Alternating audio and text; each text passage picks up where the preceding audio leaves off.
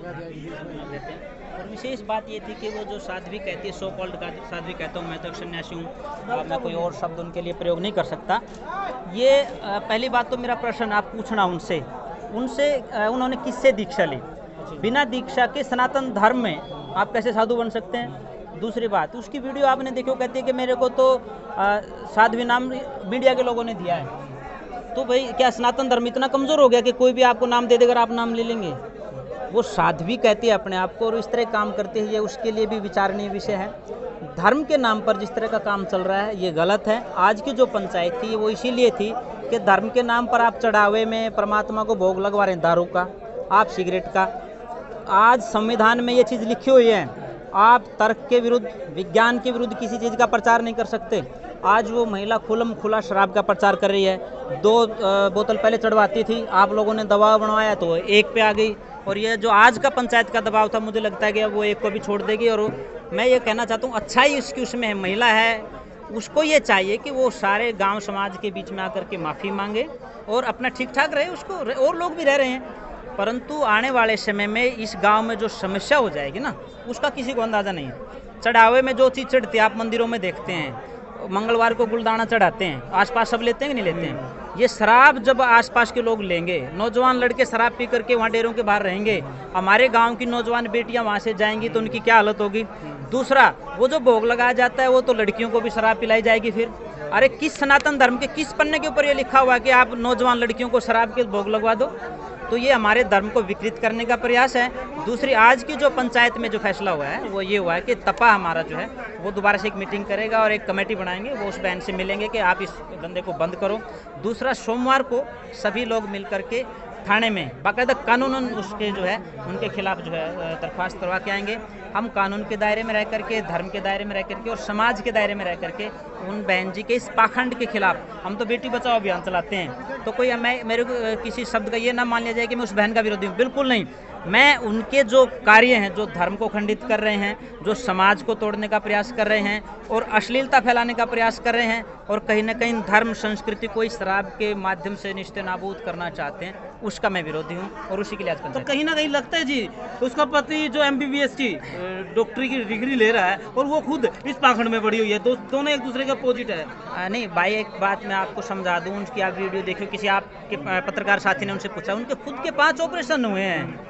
जब वो खुद ऑपरेशन करवाने के लिए 5 हॉस्पिटल में जाती है, 5 ऑपरेशन करवाने के लिए, तो यहाँ झाड़े से कैसे ठीक हो जाएंगे? अभी एक माता जी बोल रहे थे अभी कि मैंने झाड़ा लगवा लिया, कति आराम नहीं हुआ, बोले मैंने देखो मैं देखूंगी उसने। तो दूसरा पति, उसकी एक वीडियो में ये भी आया कि मेरा पति 11 बजे दारू पी के फ़ोन करता है और मुझे परेशान करता है। तो मैं बहन जी से कह रहा हूँ कि आपने एक झाड़ा उसको क्यों लगा दिया पहले, जो आपने रात में 11 बजे फ़ोन करके परेशान करा है? दूसरी बात, वो उसकी बातों में कंट्रोवर्सी है। वो कहती है मैं तो बहुत लंबे समय से अपने पति से मिली ही नहीं, मैं उससे बात ही नहीं करती।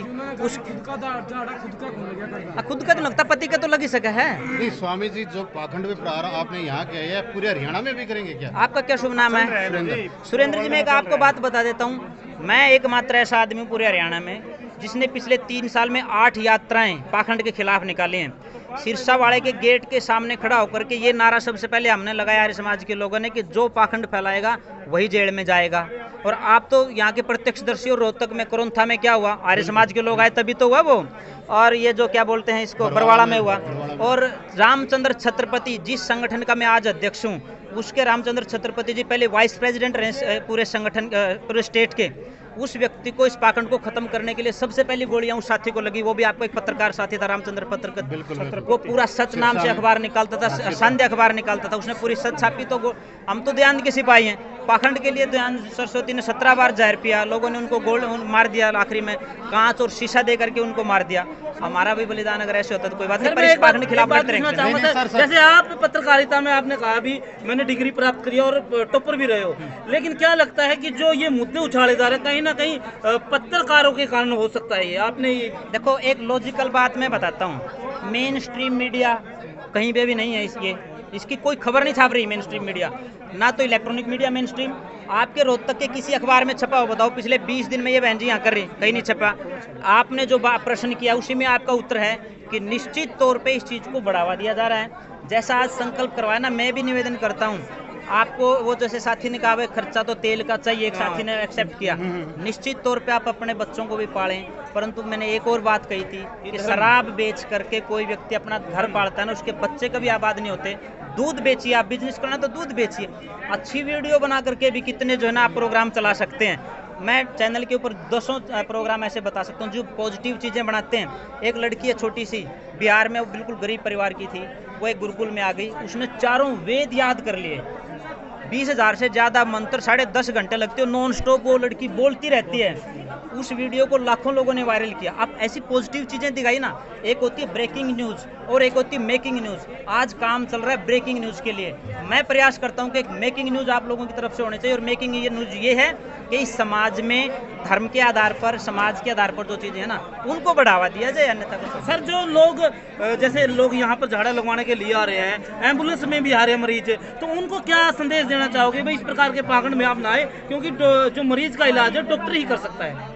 ये बात सब समझते भी हैं, पर क्या होता है कई बार लोग परेशान हो जाते हैं, तो ये सोचते हैं भाई यो नहीं तो यो सही।